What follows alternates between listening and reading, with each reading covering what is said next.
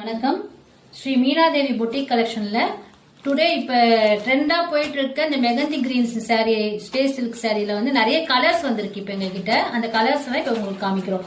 இது வந்து மெகந்தி கிரீன், உங்களுக்கு ஆல்ரெடி தெரிஞ்சிருக்கும். இப்ப இதுதான் ட்ரெண்ட்ல இருக்கு.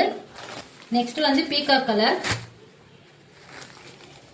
அதுக்கு அடுத்த கலர் வந்து நல்ல டார்க் மெஜந்தா கலர். அதுக்கு அடுத்தது வந்து லைட் கிரீன் கலர், ஆனா நல்லா இருக்கும், டார்க்கா தான் இருக்கும். நெக்ஸ்ட் வந்து இது ராணி பிங்க்னு சொல்லலாம், ரெட் கலர்னு சொல்லலாம்.